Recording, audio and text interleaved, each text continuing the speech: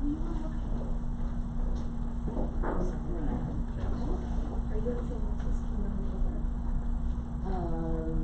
now combined a couple offices. Go ahead. I know her, yeah. I've been there for a And then you work with your friend. Yeah, I mean, it's flat. Yeah. You got it. Okay. Thank you,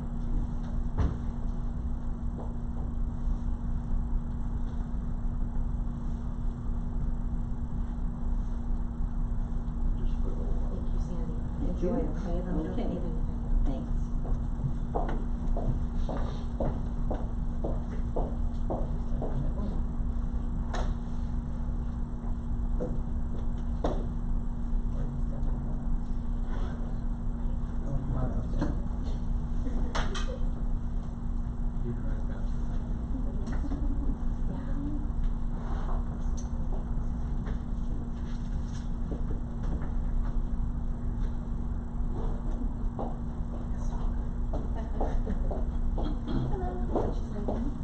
Sure. Give on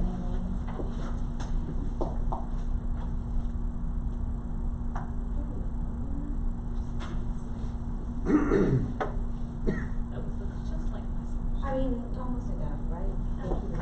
Thank you.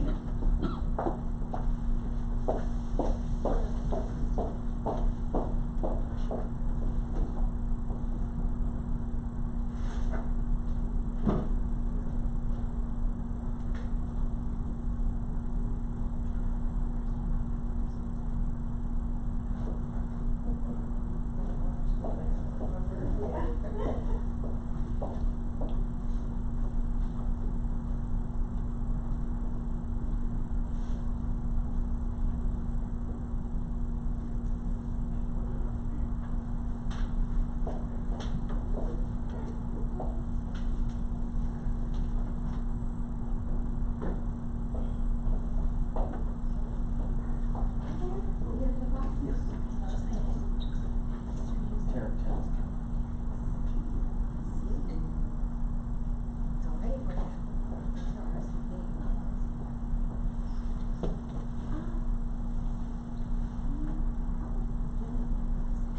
Terrence. It looks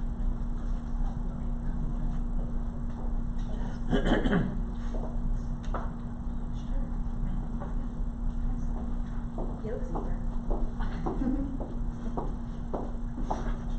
At the end of the class, can you just remember to sign in and say Okay. All right, well, I think we're gonna go ahead and get started, and I think there might be a few people that trickle in as we go, but, first of all, thanks for being here so bright and early, and thanks to Sarah and Fidelity for sponsoring. So we are certified indoor environmental. How many of you have used us before or heard of us before? Couple hands. Okay. So for those of you that don't know, we are a locally owned and operated general contractor that specializes in providing non-destructive mold remediation and indoor air quality testing and treatment services. We're also rolling out a new asbestos division as well. So we are just over in Lake Oswego. Mark and Tammy have been operating since 2011, the business. We service the entire Portland area, but we also go down to Salem Metro, and then for anyone that's dual license, we also do Southwest Washington. So today we're going to talk about indoor air quality. We're going to talk about common pollutants of indoor air quality, and then maybe some tips and tricks you can pass on to homeowners of things they can probably do themselves to help improve that indoor air quality. And then we're going to do just this little refresher on mold at the end, as that's one of the big indoor air quality pollutants. And then if you have any questions, please feel free to ask questions and come up to us at the end. So with that, I'm going to go ahead and hand it over to Mark. All right, thanks, Carrie. Well, good morning. Good morning. Let's have some fun this morning. This is kind of a fun class. The reality is that we don't get a lot of calls from the real estate industry regarding indoor air quality. So we're going to give you guys some good information in case you get asked any questions. 95% of the time when there's an indoor air quality issue, the homeowner can usually take care of that. We'll kind of cover all that information. As Sakari said, we do about 75 attic mold inspections a week for the real estate community. That's usually what you guys get called out on. So the home inspection calls that out. So we'll go over that kind of towards the end of the class just as a refresher. All right, let's get started. I always like to kind of start out with the definition of indoor air quality. And basically, indoor air quality basically refers to the air quality within and around buildings, especially as it relates to the health and comfort of the building occupants. All right. If we understand this, we can basically reduce the health issues for individuals. All right. Let's go over some fun facts, or not so fun facts, depending on your point of view. Every day, the average American breathes in nearly 3,000 gallons of air. That's a lot of air. 3,000 gallons. Just think about that. All right. Now we test the water quality before we drink it, right? All right. We know that our water is safe to drink. All right, we're testing that on a daily basis, but we're not testing the indoor air quality that we're breathing.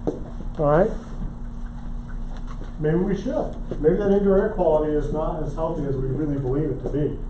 All right, each American spends about 90% of their day indoors, so obviously they're breathing a lot more indoor air than outdoor air. The average quality of indoor air is about 2 to 5 times more polluted than the outdoor air. So we're breathing 3,000 gallons of this air a day, and it's more polluted than the outdoor air, and we spend the majority of our time indoors.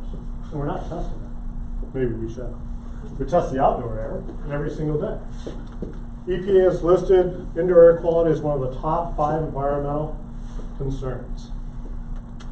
99% of all airborne particulates are less than 1 micron, and they never settle. They're always going to float in the air, and we're always going to breathe it. 99% of all particulates. Nearly every home has at least one indoor air quality issue. You guys know what it is in your home? Did you even know you had an issue? Carpeting. After today, you probably will. All right, we'll see what that is. All right. At any time during the day, we monitor the outdoor air quality. All right, you can go onto this website right now, airnow.gov, and you can see what the quality of air is outside. So we're monitoring the outdoor all the time. Why aren't we monitoring the indoor to make sure it's safe? We get these alerts during the summer months saying that the air quality outside is poor, maybe too much traffic, maybe fires, smoke from that. We monitor that and they tell us not to go outside, right? Why aren't we checking the indoor air quality? Okay, so this is up there all the time. And it tells you what the air quality is outside. Particulate matter, that's kind of an important term that I want you guys to get familiar with. Particulate matter is basically particles that are in the air, all right? And it's the amount of particles in the air and the size that causes health issues, all right? Think about that. If we breathe in the amount of anything, it can overwhelm our lungs and cause severe health issues. So, if we breathe in too much pollen, okay, it gets into our lungs and it can cause health issues. So particulate matter is very, very important. It's basically a mixture of solid particles and liquid droplets basically found in the air. All right. Give you an idea of different dimensions. Beach sand's about 90 microns. Your human hair is about 50 to 70 microns in size. Your dust, pollen, and mold, that's about less than 10 microns in size. All right, it's not really visible. Mold spores are about 5 microns. This is what we really look at, is that particulate size. And then your gaseous particles are about 2.5. That's what they measure outside, 2.5 microns. Okay. Let's talk about health effects of particulate matter. And most people, when they think about particulate matter in the air and health issues, they're really looking at, more than anything, things that cause allergens, all right? Pollens, mold, things of that nature. We don't really think about the combustible particulate matter. So for anybody that has, we're all unique individuals, and we're going to all react differently. How many people here have allergies? All right? And everybody here knows somebody that has really severe allergies, right? Everybody reacts to something differently. Some people have no issues at all, because their system handles it, and some people with a little bit of exposure to pollen, they can put them in a hospital. It depends on the individual. We're all unique, all right?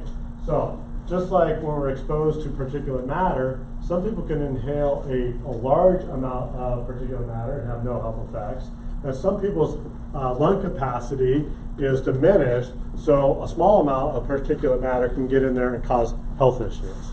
It's dependent on the individual, okay? If you have high exposure to particulate matter, you can get eye, nose, throat irritation, headaches. It can aggravate, obviously, coronary and respiratory issues. It can actually even increase premature death in people with heart and lung disease, all right? So if you all of a sudden get a massive blast of particulate matter into your lungs and they're compromised, your lungs aren't able to get that particulate matter out. It can cause real health issues. All right. Let's talk about some IAQ particulates. There's basically 3 categories that we look at according to the EPA. Those are your combustion pollutants. Those are things like your gas fireplaces, wood stoves, gas appliances. All right, they're basically burning things, so combustibles. Then you have your volatile organic compounds. Think of things like cleaning supplies. You spray a cleaning supply and you get this chemical odor, that's a VOC. You burn a candle, all right? Some candles have VOCs that they release. Paints, lacquers, all release VOCs into the air. Some things that you may not think about as releasing VOCs, maybe new carpet, okay? Over time they'll release chemicals into the air. There are some cabinets. If you put new cabinets in, the glues, the varnishes on the cabinets will release VOCs over an extended period of time. There are individuals out there that have a really high sensitivity to that chemical exposure, and if they're subjected to it, it'll put their system into the point where they can't do anything. They have to go into the hospital because they're so sensitized to certain chemicals and so forth, VOCs. Most of us don't have any issues with it. A lot of people do. You ever guys buy those mattress toppers? All right, they're about 2 or 3 inches. You put them on your bed. If you ever read the instructions, what does it say? Let them air. Yeah, let them air, right? Before you put it on your mattress. How many people really do that? All right. There's a reason why they want you to do that, because it releases all these VOCs. Those VOCs are so small they get into your bloodstream, and some of those VOCs can cause cancer. That's why they want you to air them out before you use them. Why don't they air them out before they sell them? Yeah, it's kind of hard. Yeah. No, I don't disagree with you. All right. And then lastly, asthma allergy triggers. This is where we get the most calls. People call us out because they're sneezing, maybe they have watery eyes, itchy nose, things of that nature. So they call us out thinking they have some mold exposure. All right. And that's what most people look at when they talk about indoor air quality. They're thinking about the allergy triggers that cause that. All right. Carbon monoxide. The only thing I want you to get out of this slide here, your carbon monoxide detectors that they put up in the homes are only going to detect the highest levels of carbon monoxide. They're not going to detect low levels or moderate levels. That's how they're set at the manufacturer, and that's how their government wants them to set up. Now, my wife attended this presentation, and she swears that we have a low or moderate level of concentration of carbon monoxide in our house. She looked at that screen, she looked at me, she pointed to reduced brain function, and she says, we have a problem. I didn't think she was funny. I basically told her we have no gas appliances in our house. That's impossible to have. But she wanted to check anyway. So you can have some low level and moderate level exposure and not even know about it because those alarms aren't setting it off. Okay? So sometimes we'll do some carbon monoxide tests just to see if that's causing the health issues that the individual has after we've ruled everything else out. Your VOCs, as we talked earlier, these are just kind of your lacquers, your paint strippers, things of that nature. The biggest thing to really understand about some of this, it can actually cause cancer because those VOCs, again, are so small, the size of the particulate gets all the way into your bloodstream. So just be aware of that. It's really a lot of common sense. Follow the guidelines. that are on them. Most people, you know, they kind of ignore the warnings.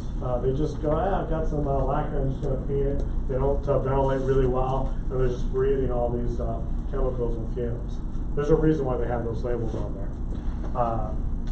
You ever opened up your kitchen cabinet? I keep our cleaning supplies underneath our kitchen cabinet. You ever open that up and all of a sudden you get this chemical smell?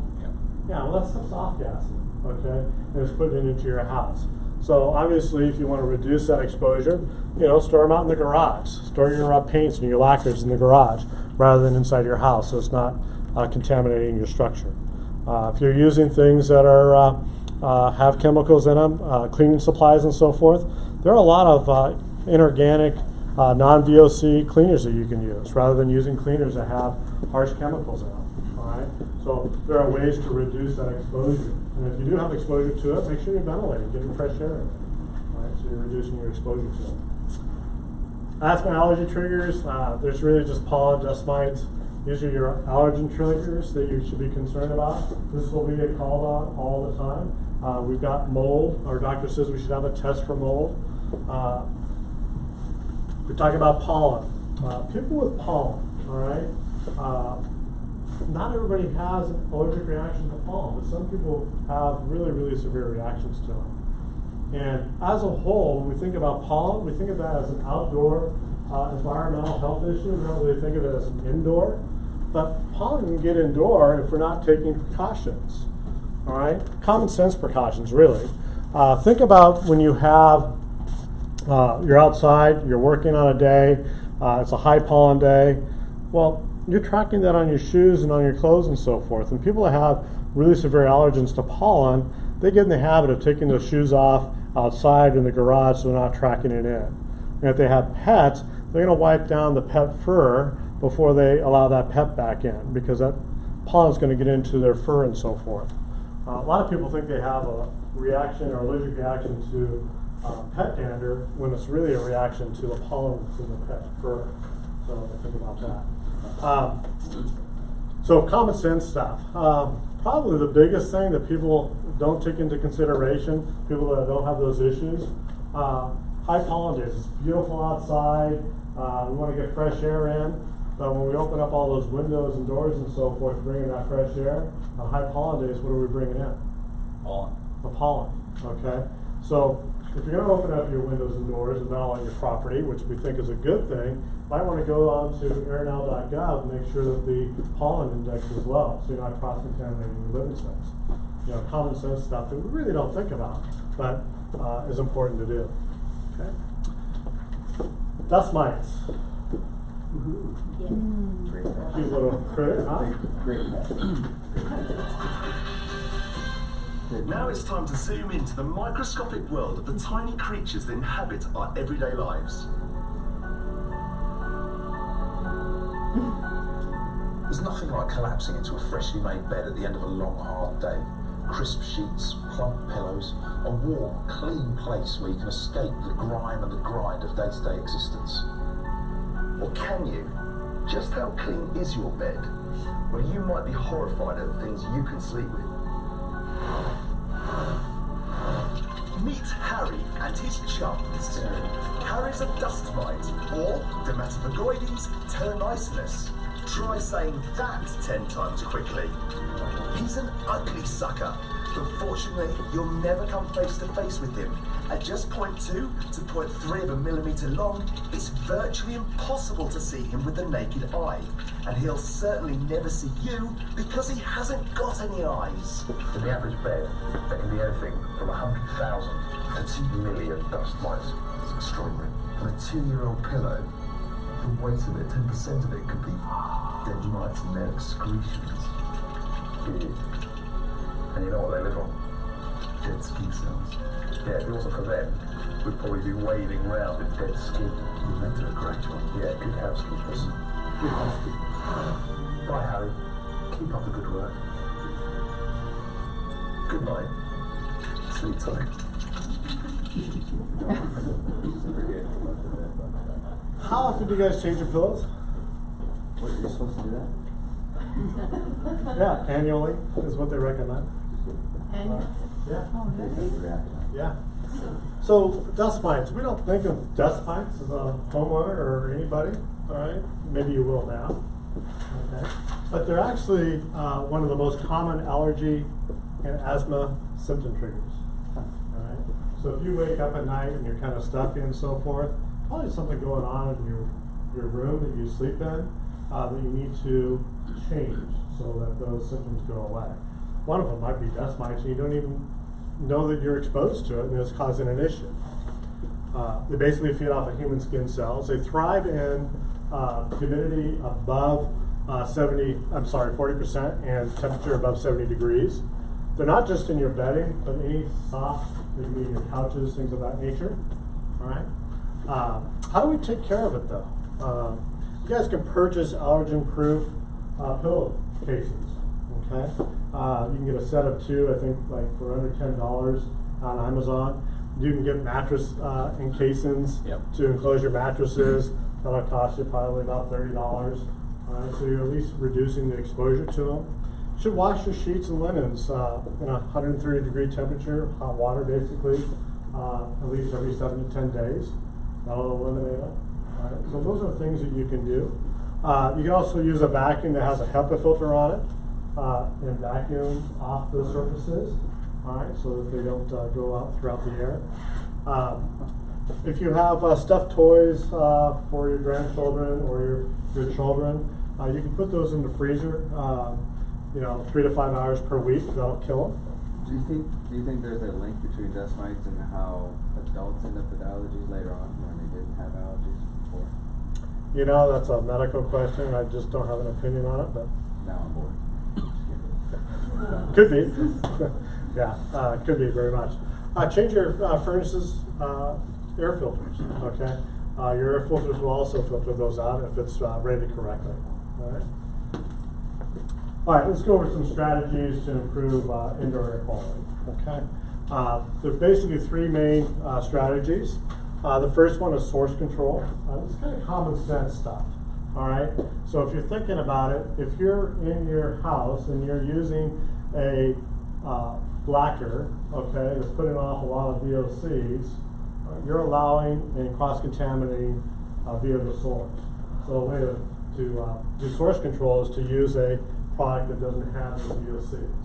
A source control would be, let's open up our windows during days where the outdoor air quality is worse than the indoor air quality. So we're controlling it at the source. We're not allowing that pollution to come into the actual structure itself. Improved ventilation. Basically, improved ventilation is just, if the indoor air quality is worse than the outdoor air quality, maybe we should open up our windows and doors, okay, to bring in that fresh air to dilute that poor indoor air quality. Okay, so that makes sense. And then air cleaners. All right, we're going to scrub that air, take out the pollutants, which is the most expensive method. Do you know how long air cleaners are good for, as far as like when they need to be replaced or kind of thing? Yeah, we'll get into that a little bit when we talk about air cleaners. Sure. And if I don't answer it, just re-ask the question. Okay. Okay. So ventilate. It's always a good thing. Basically, they recommend opening up your windows 5 to 10 minutes on an every other day basis. Obviously, there are times during the year when the outdoor air quality is really poor and we get alerts. You don't want to do it on those days, or we have high pollen days. But when there's a nice day like today, you should probably air out your house, bring in a clean, fresh air. We used to have our furnace systems that we have installed now. They do what? They recycle the indoor air, right? They don't pull fresh air from outside. Commercial buildings, like a building like this, it's going to pull air from outside and filter it, and then recirculate it inside the structure. But our residences, we just circulate that old air quality. All right, we may have a filter there that cleans some of it, but we're just recycling that old air. Newer homes, they're starting to put in filter systems that are actually pulling filtered air from the outside and using that to refresh the air. Those are more preferred, but most of the time we don't have that option. So we can do that manually by opening the doors up and getting fresh air coming in on a every other day basis and putting new fresh air in. Okay. All right. Make sure you're using your bathroom and kitchen fans. In our house, when I cook, my wife always complains about the pollution I make when I cook because of all the smoke. So I make sure I have the fan on. All right. Again, source control. Make sure we're not burning stuff in the kitchen. Your air filters. All right, for your furnace. When we talked about them, they all have what we call a MERV rating. A MERV rating just means minimum efficiency value. It basically equates to how much it's going to filter out, the particular size. And when we look at these air filters, they rated anywhere from 1 to 20, 20 being the most filtration, 1 being the less. Give you an example, a MERV 8 is going to filter out pollen, dust mites, debris, and some pet dander. If we step up and we get one that has a MERV 11 rating, that'll also filter out mold spores. A MERV 13 will filter out smoke, bacteria, viruses, microscopic allergens. So the higher the filter, the more we're going to be able to filter out. And that's the same whether it's in our filter for our air furnace. It's also the same if it's in our vacuum cleaners. They have filters in them, so we can get one that filters out more. And same with indoor air filters themselves. We can get one that filters out more. You're going to have a question?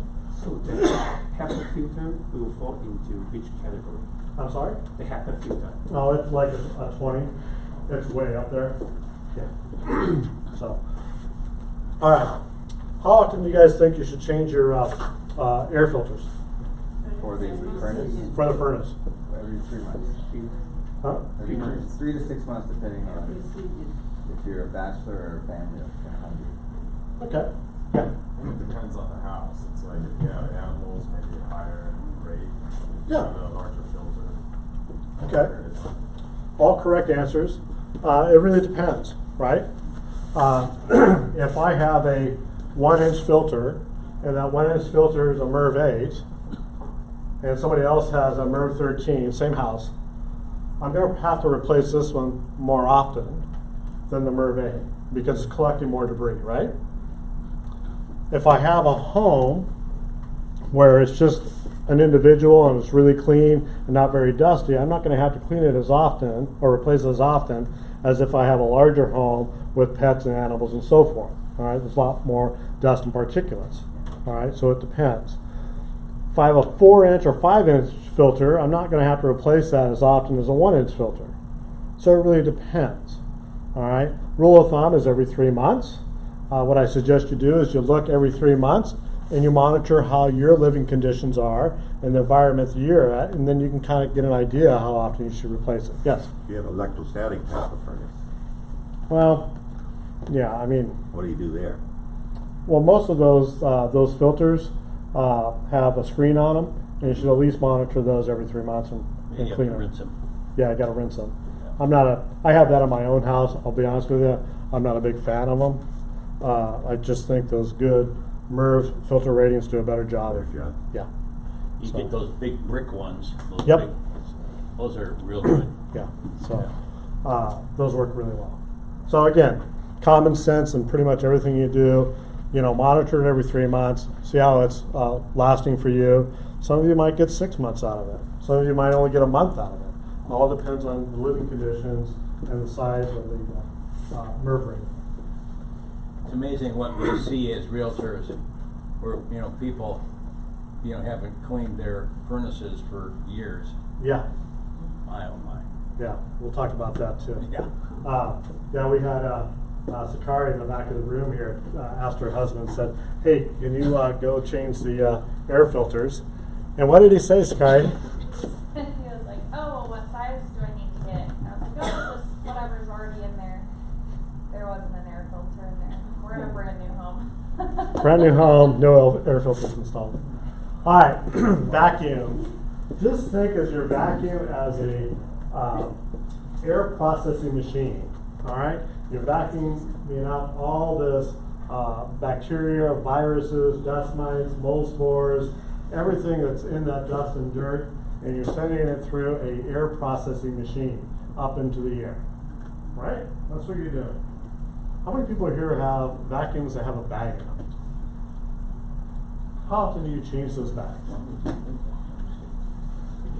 When they're full, right? No, that's stupid. When it's full. Alright? Ever notice after a week, you plug it in, and you turn it on, and what do you get? Smell. This horrible, nasty smell because Yeah. during that week or 2 weeks, depending on how often you vacuum, all that stuff's been percolating inside, right? Yeah. So it's just throwing that stuff up in the air. So when you're vacuuming, alright, if you don't have a good filter on your vacuum, you're throwing all that dust and stuff. You're collecting a lot of it, but you're still throwing a lot up into the air. But if you have one of those HEPA rated bags, that. There are some really, I don't smell any. Yeah, so there are some vacuums. People that have exposure to pollen and so forth will usually have a sealed system, or they'll have a special vacuum bag on it that's double layered, so it kind of filters out some of that stuff. Those are good, all right? So sealed systems for people that have pollen allergy issues, they're HEPA rated. Most people don't need to go to that level, okay? But some people that have pollen issues, they will. There's a lot of good bagless systems out there. I actually prefer those because I can see the amount of stuff I pick up, and I'm always amazed, like, are you serious? It's that dirty? I just vacuumed, 5 minutes ago, but all this stuff came in. Dyson makes a pretty good one. They have a little HEPA filter on it. The one I have is the Shark Navigator. This is for home use. Obviously, at work we have some real heavy-end, high-end HEPA vacuums. But these work pretty well for the average person. Making sure that it's filtering stuff out and you can empty them every single day. But just think, whenever you're vacuuming, if you have a good filter on, it's just going to throw a lot of that particulate, small particulate up into the air. All right, portable air cleaners. Kind of the same thing. All right, biggest mistake that we have with people with portable air cleaners is the size that they get. I got a portable air cleaner. I'm still having allergies in my room, and you walk in, the portable air cleaner is about this size.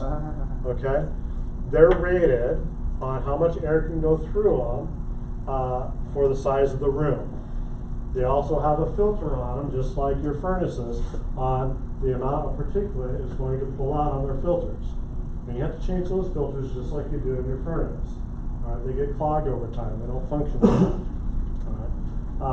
People that have allergies, or may not even think they have allergies, but aren't sleeping really well, maybe wake up with headaches, or maybe some congestion and so forth, consider making your bedroom your safe haven. Make sure that you're keeping it vacuumed and clean, and make sure there's no dust in there.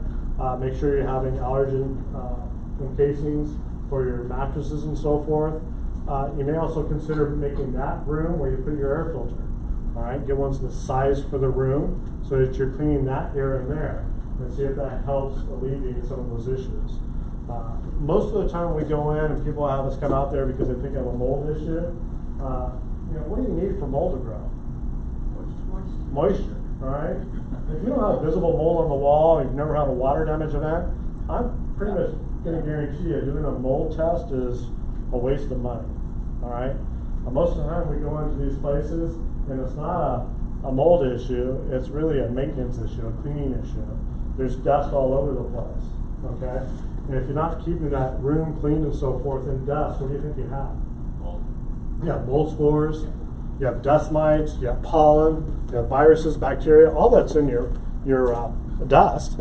So if you don't keep it clean, you're breathing that stuff in. Most of the people we go out to, we say, it's really hard to explain to somebody, listen, you really need a deep clean, you're not very cleanly here. Do a deep clean and then call us back and see if you're still having issues. Most of the time they don't call us back because it fixes it, they keep it clean. All right.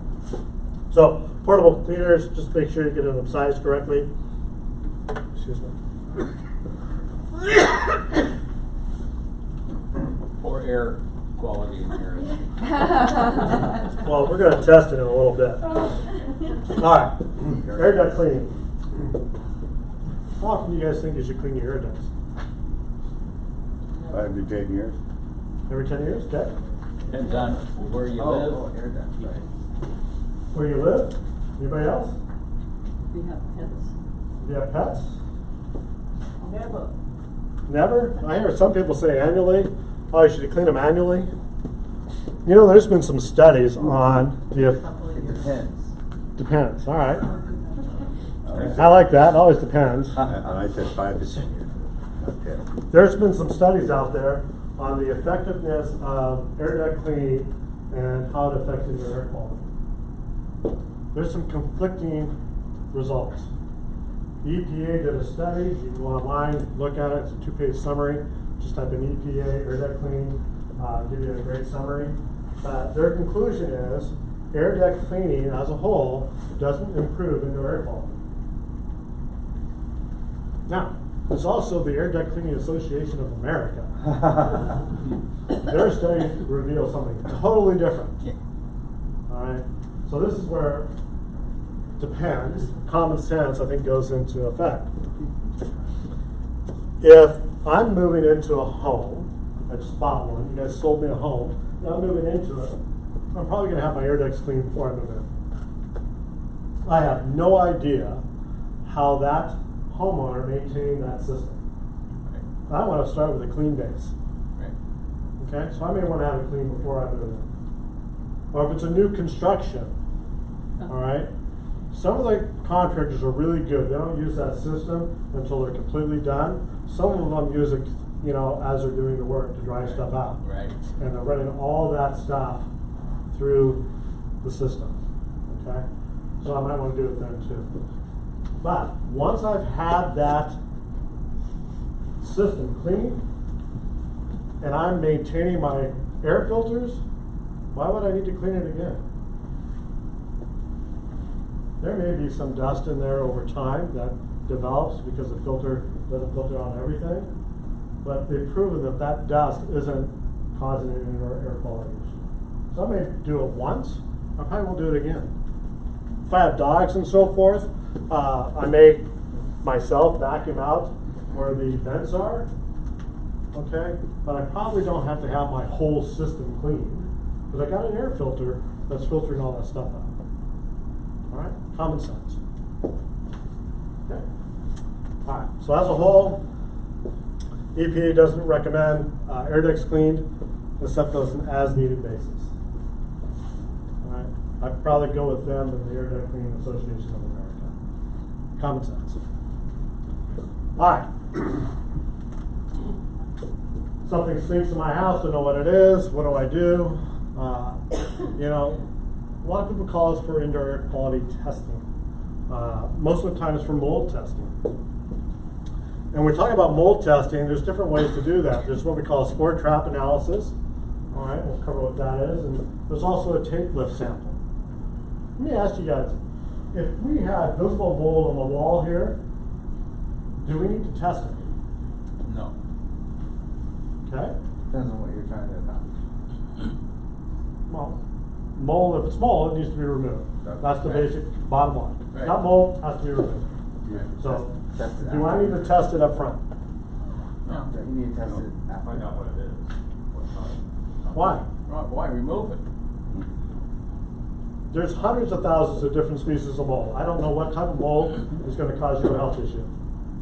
So all mold is potentially dangerous depending on who's exposed. All right? So all mold needs to be removed. Now, if it's a black, stacky, toxic mold, it still needs to be removed, and the method of removal is the same. So I don't need to test it up front. It's mold, it has to be removed. That's the EPA and the CDC guidelines. Now, excuse me, there's always exceptions, right? You guys heard me say some exceptions. Common sense. If I have a bunch of kitchen cabinets and I pull them apart and there's a bunch of mold behind it, I'm not going to test up front. There's mold, it has to get removed, right? Right. But before I let somebody reoccupy that, I'm going to test to make sure that that contractor did their job correctly, that I've got a clean bill of health. So not before, but after. All right. If I have a little bit of bathroom mold, I'm not going to worry about it. But if I have a big issue like that, we're going to make sure that it's safe to reoccupy. Okay. All right. There's a new test out there that you can get online. It's called ERMI. We get these in sometimes from tenants. We have this ERMI test done. This is for scientific purposes only. It's not a reliable test. It's nothing. It's just nonsense. but people are out there selling this testing to homeowners and to tenants and so forth. And I'll go over what that is. And my favorite is the home test kits. Okay, you can get a Home Depot. Yeah, we'll talk about this too. All right, mold spore trap testing. Does this actually sample the indoor air quality?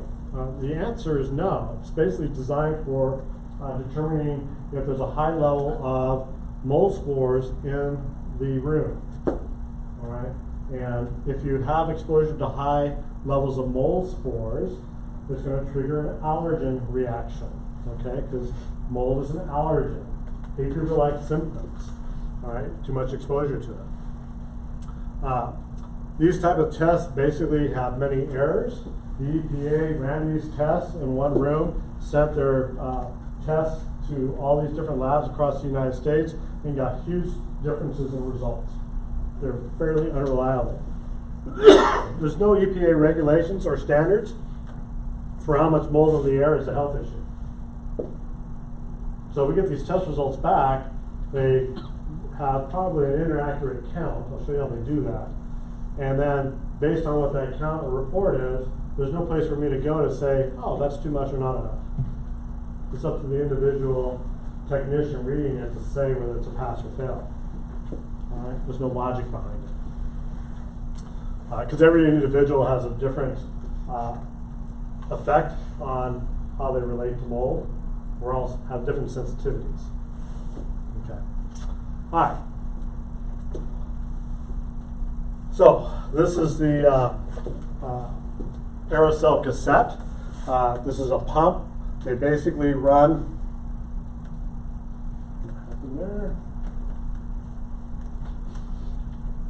There we go. They basically run air through this cassette. There's a slide that has some stickum on it, and particulates land on that, all right, including mold spores. They'll then send that slide off to a lab. They'll blow it up on a big screen like this. They'll pay somebody minimum wage to count a section of this slide, okay? So hopefully they're wearing their glasses. Hopefully it's at the beginning of the day, and hopefully they've been doing it for a long time because they're starting to count. Okay, I see how many of these this. You can see how that can be pretty inaccurate, right? Okay. When they're done, they'll send out a report like this. Now, I get this report. There's no place for me to go to say whether that's a pass or a fail. It's up to me to determine it.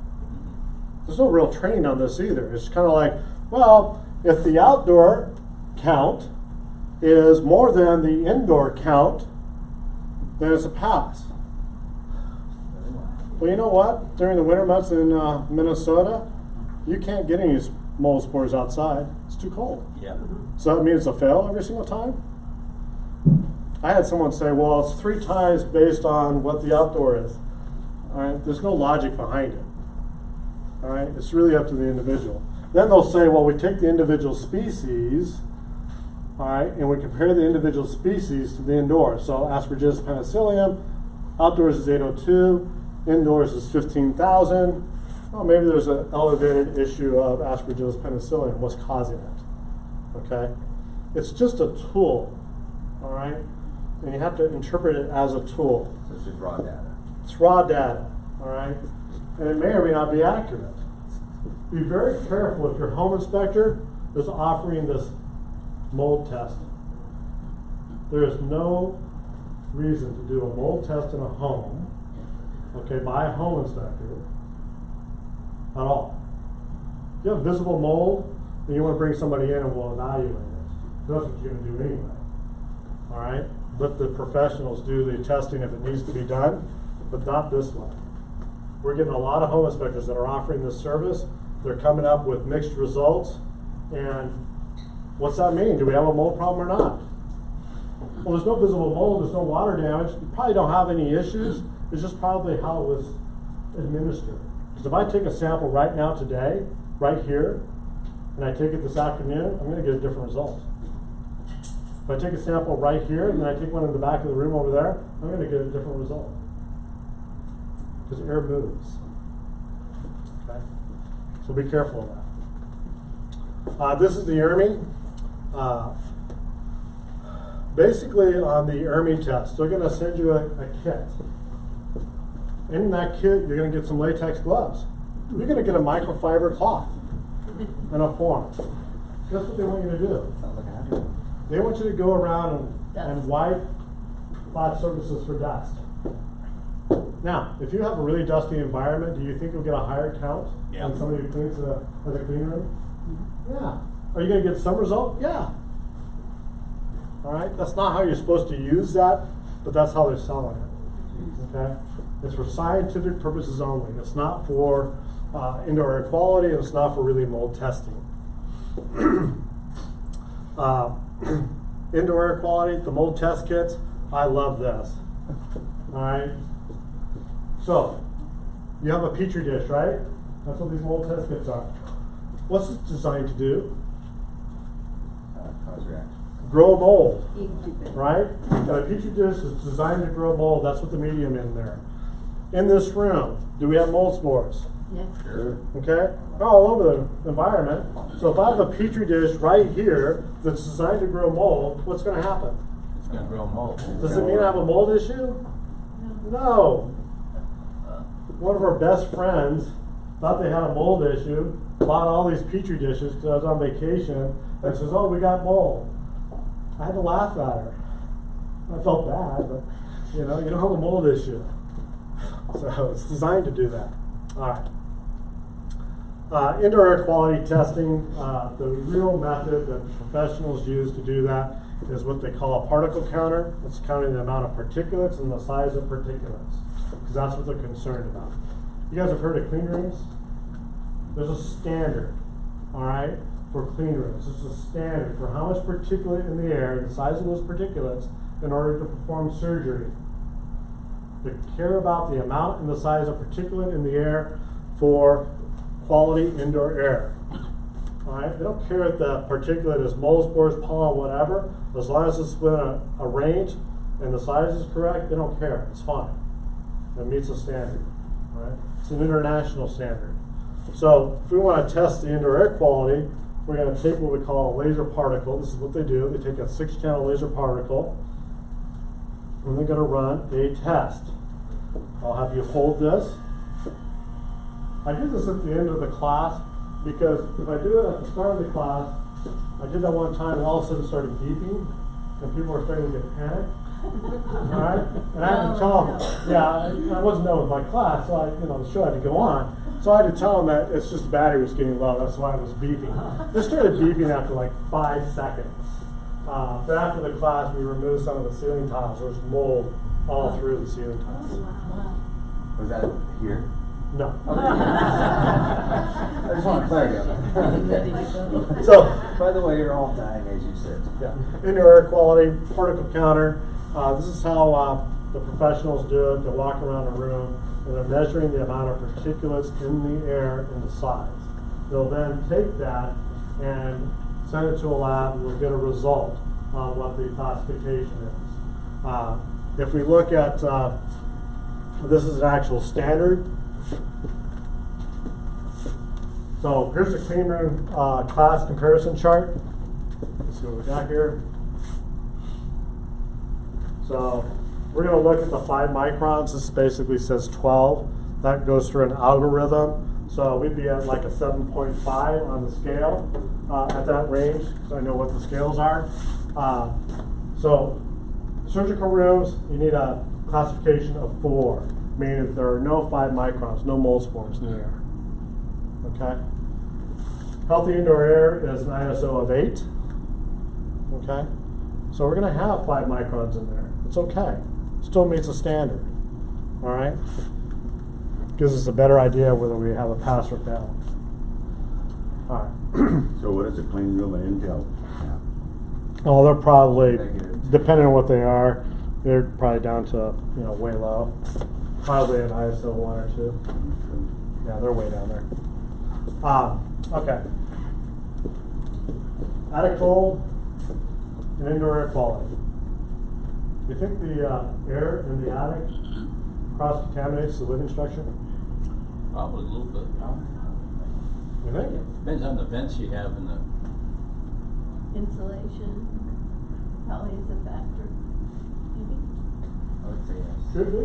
Yeah. How about no? How about the It's not- attic is a separate structure? Okay, it's pretty much sealed from the indoors.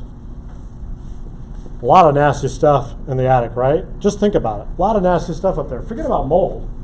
A lot of nasty stuff up there. You've been doing this for a while. There are bats up there. There are rodents up there. There's insulation fibers. Over time, there's dust, dirt, debris. There's nasty stuff up in the attic.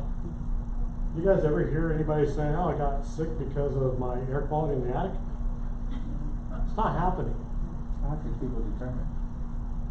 Huh? How can someone determine that if they got sick based on that? Well, if we were having a systemic problem of the attic air quality cross-contaminating, we'd have a lot more Everybody. information. Okay. Okay? We're not seeing it. Yes, sir. Okay? So common sense. Now, what about side attics? We have a big bonus room, we have the side attics. You think that might cross-contaminate? Yeah. Yes. Yeah, absolutely. Might have doors there, electrical penetrations into the living space. So there's a potential. Doesn't mean we're gonna see it, but there's always that potential. So just be aware of that. But if we just have a hatch, the chances of that air quality cross-contaminating, I'm not seeing it. We've been doing it for a long time, we're not seeing it. There's always a potential, but as a whole, we're not seeing it. That's good to know. All right. People think, oh, we got all this mold spores up here, and now we got problems indoors. No, there's all this other nasty stuff up there besides mold spores. All right. I've got attic mold. You get this nasty picture. Should I test for it? No. You already know the answer to that. Don't waste your client's money on testing. All right. It's mold. It has to be removed. That's according to the EPA. What's the difference between that white mold and, you know, that stuff that you see in all attics versus The black mold? Yeah. Color? Yeah. Is that it? Pretty much. Okay. Yeah, there's aspergillus usually, or cladosporium that we'll see up there. They grow in different colors. Okay. So that's pretty much all there is. All needs to be removed. White mold's a little bit more challenging to remove. It's a little bit thicker cell. So, number one reason why we have attic mold is condensation issues. Hot air rises, hits that really cold surface during this time of the year, and creates enough moisture to grow. We've actually been in attics where it's raining inside the attic. And the homeowner looked up there and goes, "God, I didn't realize I have a roof leak." And I says, "You don't. It's not even raining outside." All right, but all that condensation and moisture is going up there, and it's hitting that cold surface and creates so much moisture it's raining in the attic. Okay. We've been up there where there's icicles on the nails, frost on the roof sheathing, all because of condensation. Hot moisture rising into the attic. It doesn't have a proper method for it to escape because of ventilation issues. Okay. So condensation issues, number one cause. Number one reason, lack of ventilation. The other reason is bath fans are not connected correctly. Okay. Those are the reasons. I've seen vents go into the attic and stop there. Yeah. Yeah. See it all the time. Looks like moisture in there. Even in new construction. Yep. If you have an attic, all right, and the mold's completely in the attic, it's a ventilation issue. It also may be bath fans too, but it's going to be a ventilation issue. If you have mold just around where the bath fans are, it's just a bath fan issue. All right, kind of common sense. All right. Ventilation is the number one important thing when you're doing correction for attic mold. How many people here think the roofer knows how to ventilate correctly? No. Some roofers. Okay, some roofers, I agree with that. Majority of them don't. They don't even know how to calculate it. If your roofer doesn't know how to calculate the ventilation correctly, what makes you think that the person doing your mold remediation up there knows how to correct it so it doesn't come back? Okay. We got called out by the Roofing Association here to teach a class on how to limit liability for mold growth because they're getting sued. All right. Roofers are. Huh? Roofing companies Yep, are. roofing companies. And doing the class, teaching them how to make sure they don't have mold issues up there. And I finally asked them, I said, "You guys appear to know how to ventilate, because these are the top guys." And they go, "Yeah." "Then why aren't you doing it?" You know what they said? Because if I ventilate it correctly, that means I'm putting more vents up there, my bid's gonna be higher, and I'm not gonna get the job. Wow. How about educating the realtors out there on how to write their repair addendum so that it's being vetted correctly? Oh, wow, that's much work. We don't like working with the And realtors. also having your home inspectors know what ventilation should be. Yeah, we've been trying to educate them also, so. You guys wanna become experts in ventilation? Yes, sir. Everybody got a calculator? Phone? Yeah. You won't need it. Oh. It's really simple. So let's say we have 1,000 square foot attic space. Rule of thumb, you need 1,000 square inches of ventilation. How hard's that? Got a 1,500 square foot attic space. How much ventilation do you need? 1,500 square inches. Simple. It needs to be balanced. 50% intake, 50% exhaust. Real easy. So if we go back to the 1,000 square inches, and half of that needs to be at the peak, how many inches? 500 square inches. Wow, that's really hard. Every manufacturer who makes a vent has a rating of how much airflow goes through that. Your black plastic, about 50 inches. Your metal ones are about 40 inches. So if I need 500 inches and we're using the black plastic ones, how many do I need? 10. There's 6 up there. How many more do I need to add? 4. Not hard, is it? Okay? Balanced. What was the difference between the black and the other one? What'd you say? The metal ones are about 40 inches. 40 inches. Yeah. And the black ones are 50. 50 inches. Yeah. Yeah, there's all sorts of different vents for different sizes, depending on what the needs are. But that's usually what you see on residential. So. All right. How's that look? Nice.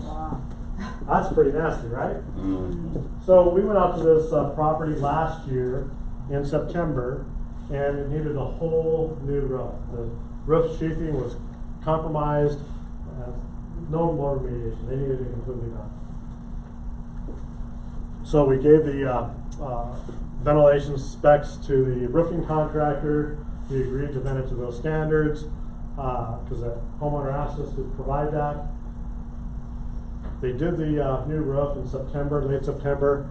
Went out in February. This is what we saw. Brand new roof. Homeowner calls us out, what now? And I says, well, they didn't ventilate it correctly. They said, well, they did. They said they met the code. What do I do? So we did the analysis, wrote out, what the ventilation was, what it was required to be just by code, and what they said they were going to do. The roofer just basically said, fine, you guys fix it, and send us the bill, we'll take care of it. So if you run into situations like that, just call us out. It takes us no time at all to do these calculations. We don't charge for it, we just help people out. Okay? So how do you clean that mold off? That's a great question. Let me show you in just a few minutes. Give away the secret. Yeah, don't spoil the secret sauce stuff.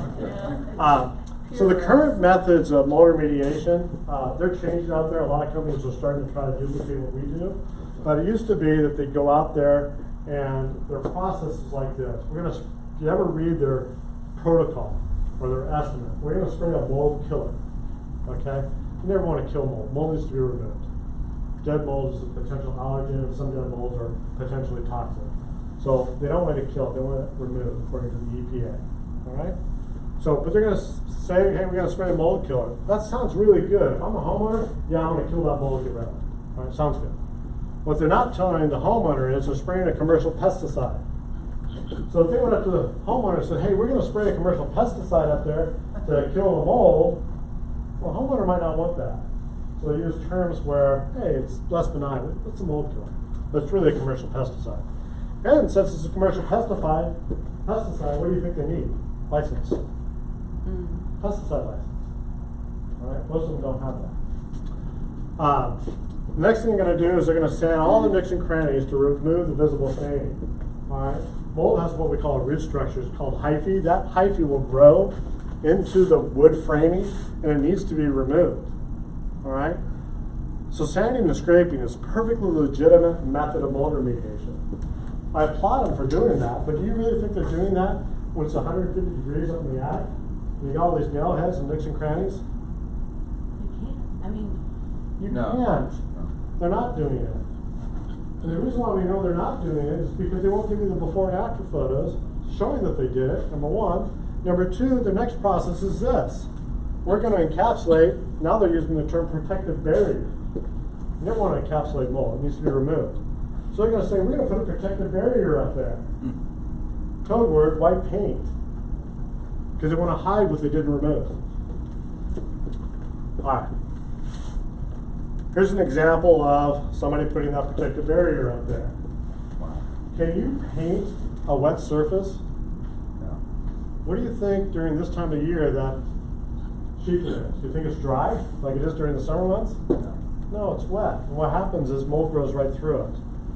Okay? Here's mold growing right on the protective barrier.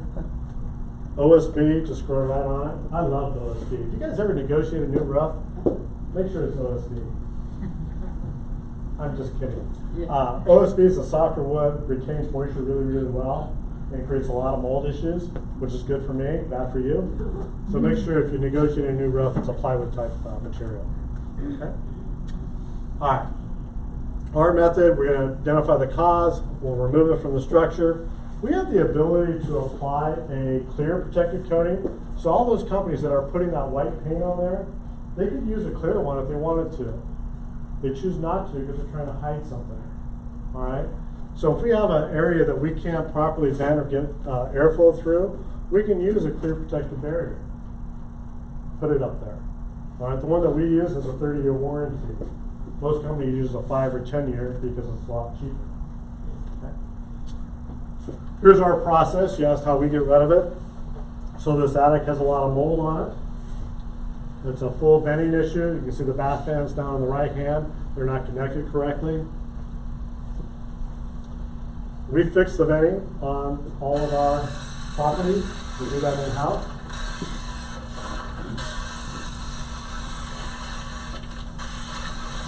This is all real time. You can tell instantaneously the mold's removed. We don't have to paint over anything. We don't have to put a protective barrier as long as we fix the moisture source. Alright, so this is huh? You'd like to know, wouldn't you? I'll tell you what it is. The product is safe, it's really safe. It's basically a bleach-based product. The reason why you use bleach is because everybody's familiar with it. But bleach by itself is not effective on mold. Alright? I teach classes across the country. I taught the restoration contractors. I always love asking the question, does bleach kill mold? And you'll get the biggest argument out of the professionals in the industry. Bleach doesn't kill mold. Oh, it does. Yes, it does. No, it doesn't. So what's the truth? The restoration contractors don't know. How is the consumer supposed to know? Well, bleach absolutely kills mold, but it's really only effective on non-porous surfaces. But if you have a porous surface like drywall or wood framing, it's not effective. It's a jelly-like substance, and so what it does is it just sits there. It doesn't penetrate into the wood to remove what? That root structure, the height of the mold. All right. So we basically have an additive that's a cleaner and a surfactant that breaks that surface tension, gets in and gets rid of that root structure. So it's not there.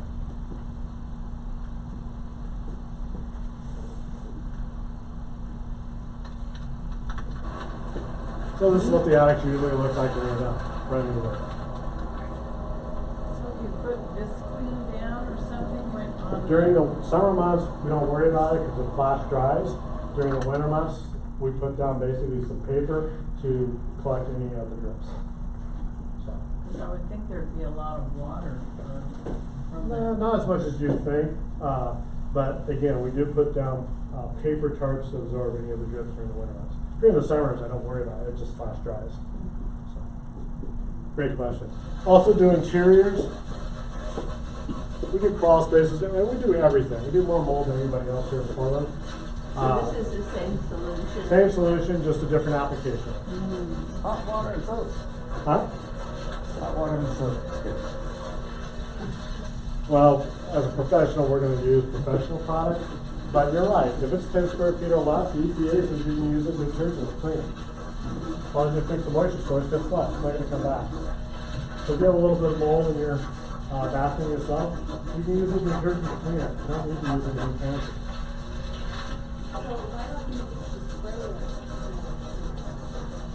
Control. You want to control the faucet and use it.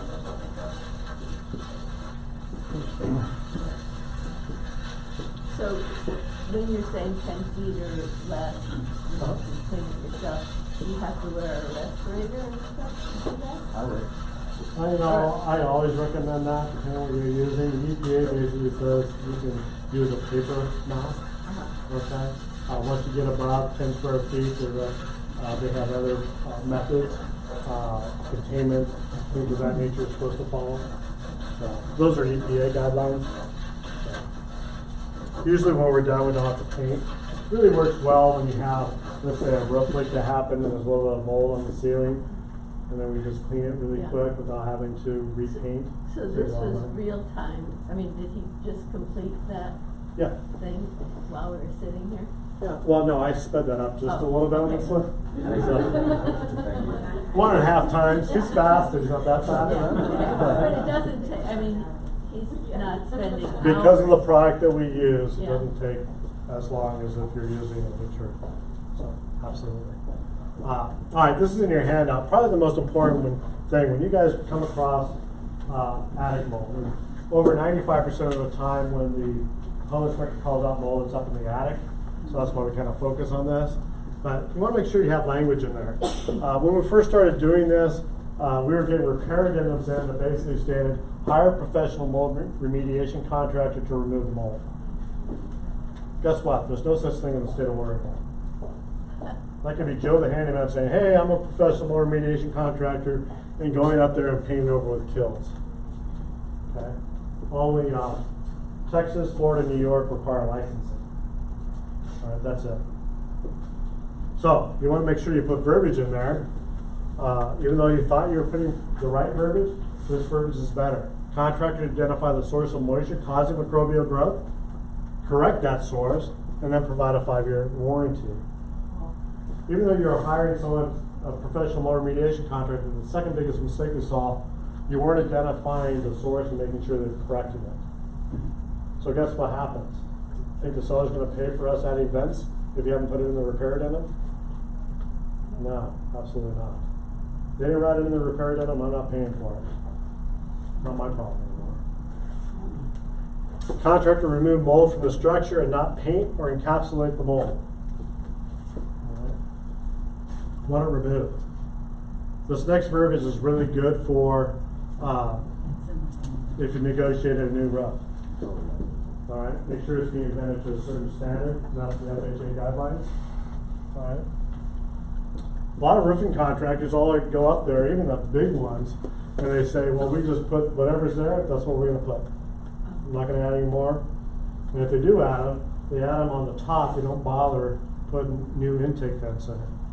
That's usually where the airflow problem is. It's on the intakes. If you put this next line in here, you'll never have a problem. We've been doing this for 11 years. We've never had a customer complaint. It's this, just throw that in there, it works every single time. Yeah. No issues at all. Nice. I mean that seriously. It's always good to go online and look who your contractor is. Look at their Google reviews. We have over 150 third-party reviews, about 500 first-party reviews, all 5 stars. So we do a good job out there. Your price was reasonable. What? Your company price was reasonable. Reasonable? Yeah.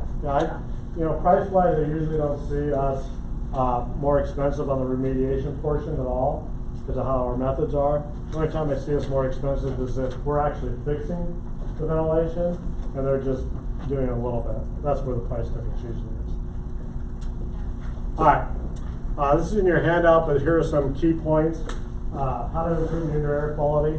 Number 1, just keep a clean and tidy home. That's the number 1 thing that any homeowner can do. Eliminate all those variables. If you remove all that and you're still having some issues, then we'll look a little bit more deeply. But that's usually the number 1 thing.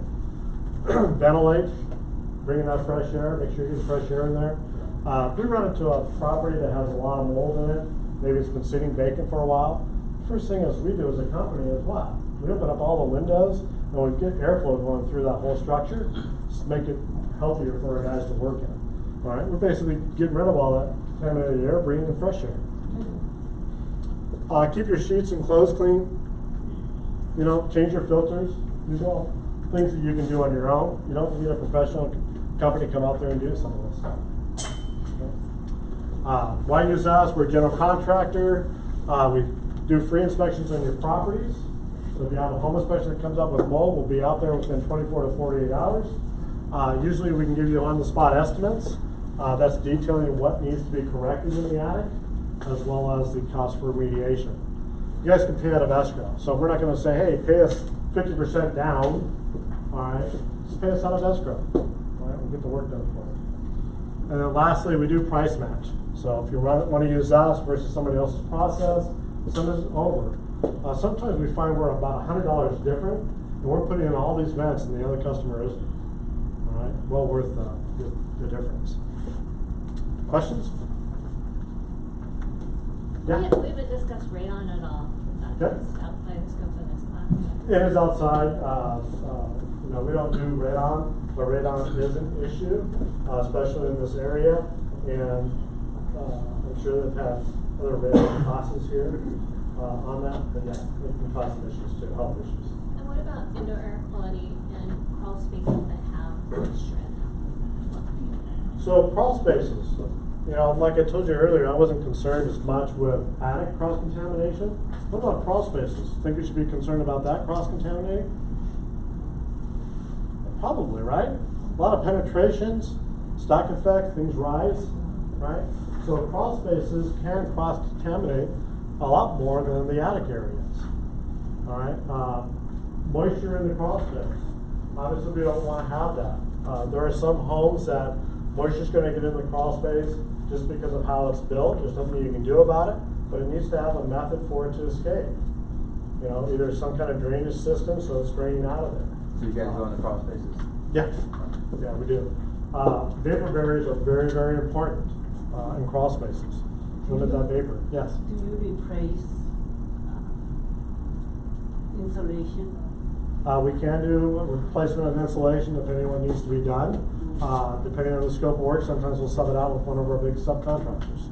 So, yeah, we do all of that. Yes? Are you seeing any additional mold or indoor air quality issues with these Earth Advantage homes that are so tight? So, great question. As we tighten up these homes, so let me give you an example. We have an older home, all right, and all of a sudden we put in these airtight windows and so forth. Where's all that heat now escaping? Rather than going through the windows, it's going where? Up through the attic. Okay? So causing mold issues. We never had a mold issue before, why do we have it now? Well, you just put in all this insulation and so forth, and you didn't increase your ventilation in the attic. So these tighter homes, are we seeing issues? Yeah, we are. And eventually they'll figure out that they can't have these homes as tight as they have them. Just for siding, breathing, I mean, you gotta have some of this stuff breathe. So, yeah, good questions. So, following that, would you suggest that people who have single-pane windows not replace them with energy-efficient windows? No, I didn't say that. If we're just talking indoor air quality. No, I mean, I have older windows, and the ones in the back I'm gonna replace and put in some more efficient ones. But, you know, I'm gonna, you know, for air quality issues, it doesn't make that much difference. But certainly for comfort, the cold air makes a difference. My heating bill will make a difference. But I'm also cognizant that I need to check to make sure that it's not creating a moisture source in my attic. So, all right, thank you. Thank you. Thank you. Good stuff. Super quick reminder, if you haven't signed in already, please sign in with Sarah. Thank you. It's always good. Thank you. Thank you. Thank you.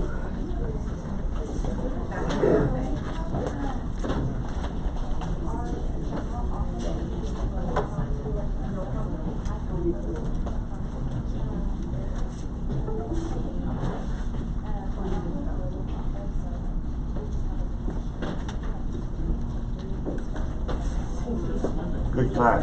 Thank you. Oh, maybe you said I. I did that in my class. I was looking for you. And we'll leave this here as well. Nice. Yeah.